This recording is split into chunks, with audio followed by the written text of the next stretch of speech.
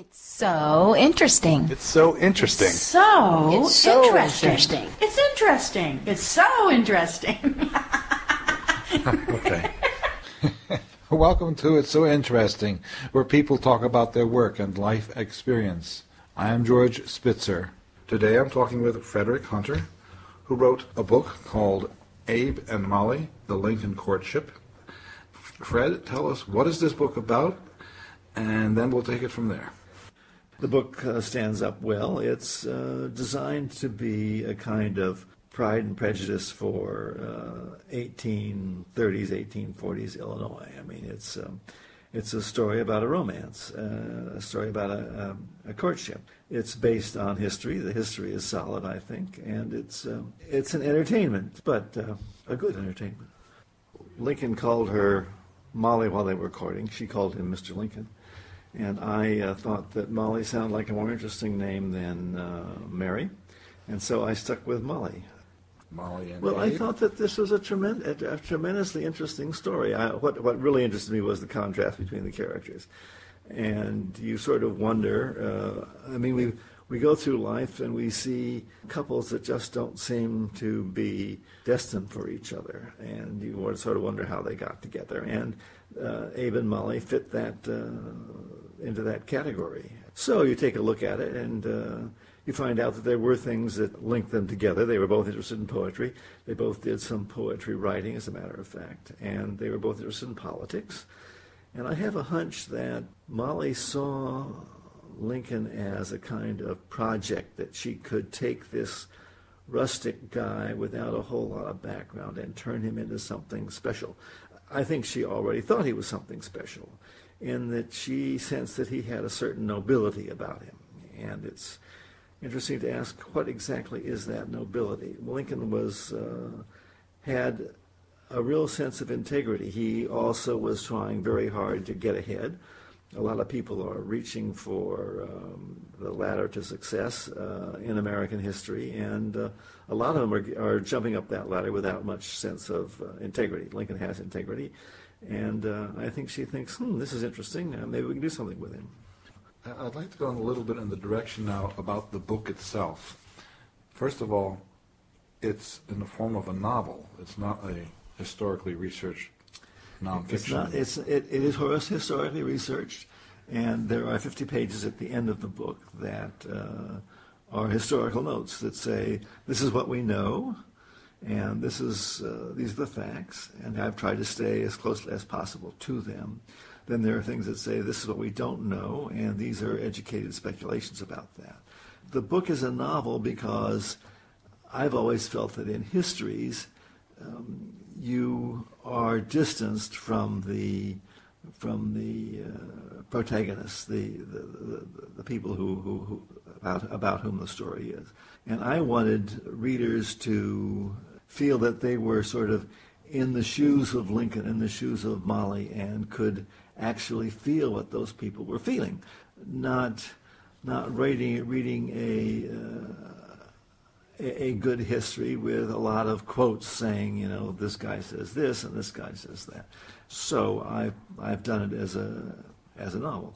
During the middle of this story, there's a rupture in the relationship. Lincoln breaks off what may have been an engagement, and then there are a number of historians with different views as to why that happened. And I have one view, which was that the brother-in-law said, you're not good enough for us, therefore take a powder, take a hike, get lost. Lincoln took that seriously and may have lost confidence in himself. I think that's what happened. Other people think, he never loved her anyway, and he was trying to get out of it. Lincoln is at a sort of crossroads in his life.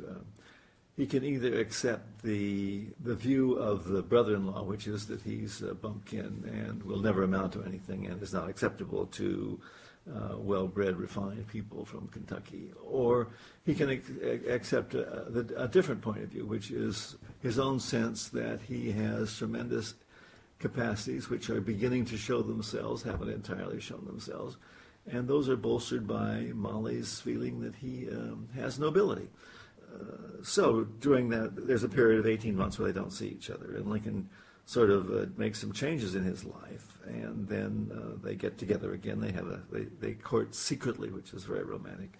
And I think that what Molly gave Lincoln in terms of self-confidence, in terms of being a companion with similar interests, the sort of thing that a woman is supposed to give to a man. I'd like to have a better take from your view about Abe's moodiness, for lack of a better description, and maybe might call it something else, as well as Molly's moodiness, either showed at the time they got married or later on. I don't see anything in the literature that suggests that Molly was anything other than vivacious and witty as a young woman prior to the marriage. She was a lady who kept a grudge, held a grudge, and she did that. That's not a particularly attractive quality, very human. She had settled opinions about things.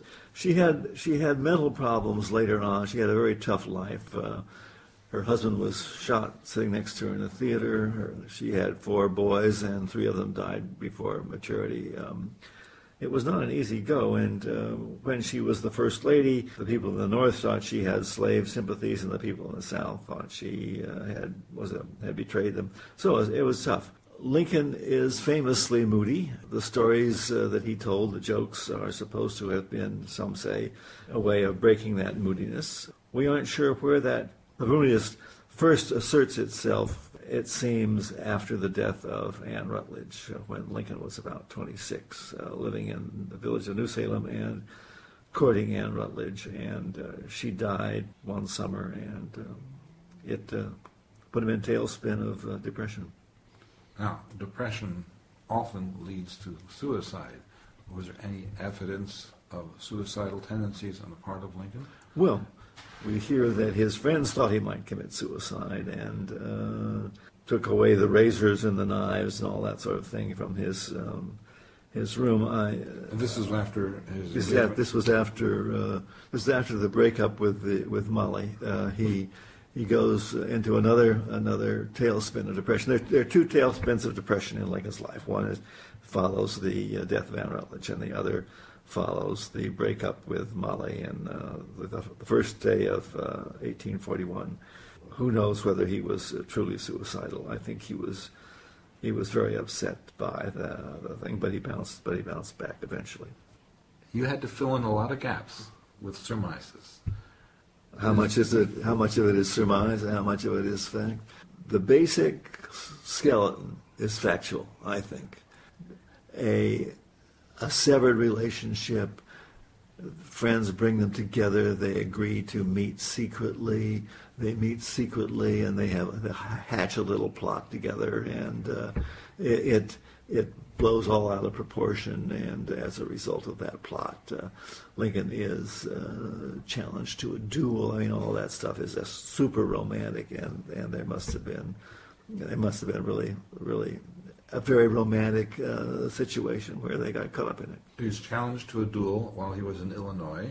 Challenged to a duel. They couldn't fight in Illinois because dueling was illegal in Illinois, so they went down to just off of Alton, Illinois, an island in the Mississippi River, and were to fight the duel there. And they got close enough to have their shirts off and their hands on the weapons before they decided not to do it. The island was legal territory? The island was in Missouri, and Missouri you could kill anybody you wanted to in a duel. So. And he had his shirt off? He had his shirt off. I think that's the way. I mean, I think that historically, I think that's the way it was worked out. Another cousin of Molly's, as a matter of fact, John Hardin, rows out to the island and persuades both him and James Shields, who was the other guy, that cooler heads should prevail here. And Lincoln has to acknowledge that he wrote something defamatory about Shields, calling him a liar, as a matter of fact, and that he did that for political purposes, not personal purposes, and that he apologized. So, which was apparently hard for Lincoln to do.